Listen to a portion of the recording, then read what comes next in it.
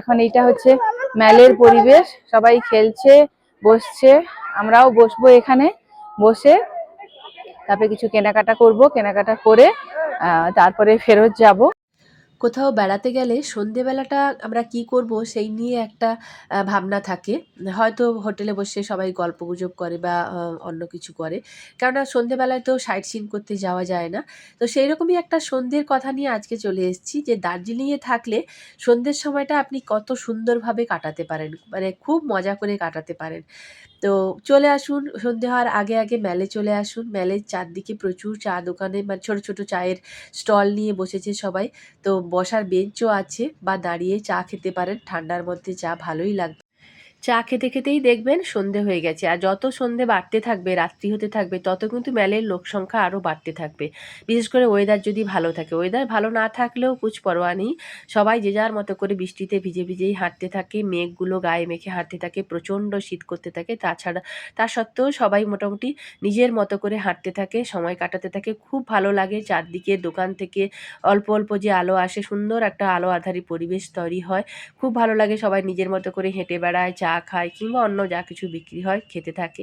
এবার খেতে খেতেই কখনো ইচ্ছে করলে চাও কিনতে পারেন। এই যে মেলের চারদিকে প্রচুর দোকান থাকে।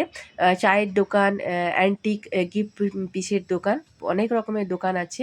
চাইলে অ্যান্টিক গিফট পিসও কিনতে পারেন এবং নিজের পছন্দ মতো এবং পছন্দ মতো ব্র্যান্ডের বা পছন্দ মতো রেঞ্জের চাও কিনতে পারেন এইখান থেকে।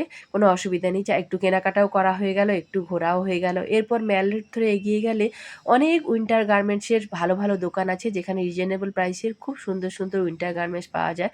সেগুলো একটু দেখা প্লাস কেনাও একটু হয়ে গেল। এরপর চা খাওয়ার পরে ইচ্ছে করবে কিছু স্ন্যাক্স খেতে। চারদিকে মেলের চারদিকে অনেক রকমের দোকান আছে, সেসব জায়গায়ও খাওয়া যেতে পারে। মেল রোড বরাবর প্যারালালি আর একটা দোকান মানে রোড আছে, সেটাতে ঢুকেও অনেক রকমের দোকান আছে। সেগুলো সেখানে গিয়েও নানা রকমের জিনিস খাওয়া দাওয়া হতেই পারে।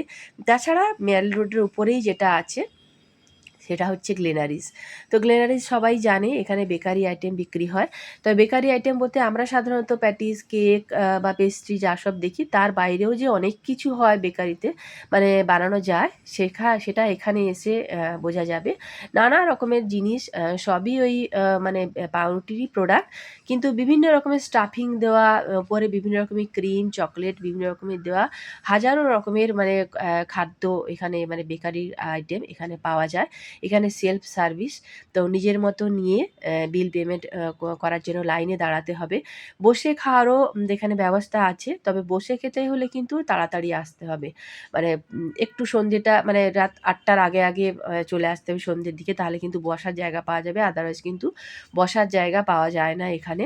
অনেকক্ষণ দাঁড়িয়ে থাকতে হয় খাওয়ার নিয়ে, অথবা খাবারটা প্যাক করে নিয়ে ঘরে চলে যাও, ঘরে গিয়ে খাও। তো খুব সুন্দর সুন্দর মানে খাওয়ার আইটেম আছে। সব খাবার যে খেতে টেস্টি তা নয়, মানে ভালো লাগবে নিজের স্বাদ অনুযায়ী ভালো লাগবে তা নয়, তবু দেখতে কিন্তু ভালো লাগে। আর খাওয়ার জিনিস ঘুরে ঘুরে দেখতেও তো বেশি ভালো লাগে না?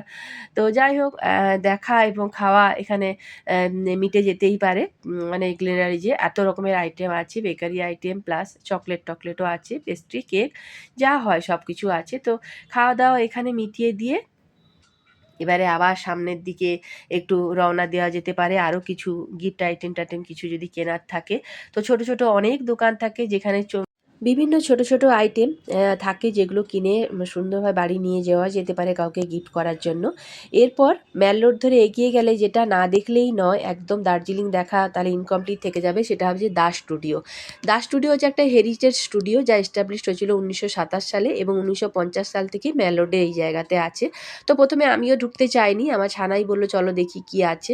তো ভেতরে ঢুকে এত ভালো লাগলো, বিভিন্ন রকমের ছবি, পুরনো দার্জিলিংয়ের ছবি, দার্জিলিংয়ের বিভিন্ন ভিউ পয়েন্ট থেকে সমস্ত ছবি, দার্জিলিংয়ের ঘুমের রেল মিউজিয়ামে যা সমস্ত ছবি আসছে সেই সমস্ত ছবি, মানে সবই ওই দাস স্টুডিও থেকে মানে তোলা, এবং এখানে সুন্দর করে প্রিজার্ভ করে রাখা আছে। তাই এটা একটা হেরিটেজ স্টুডিও, এটা না দেখলেই নয়, এবং ঢুকলেই এত ভালো লাগবে, খুবই ভালো লাগবে। এইভাবে সুন্দর করে একটা পাহাড়ি মায়াবী সন্ধ্যা কাটিয়ে বাড়ির পথ ধরা যেতেই পারে। আর আপনাদেরও যদি এই মায়াবী সন্ধ্যাটা ভালো লাগে, তাহলে অবশ্যই এক্সপ্লোরিং ইন্ডিয়া সুতপা দেখবেন আর সাবস্ক্রাইব করবেন।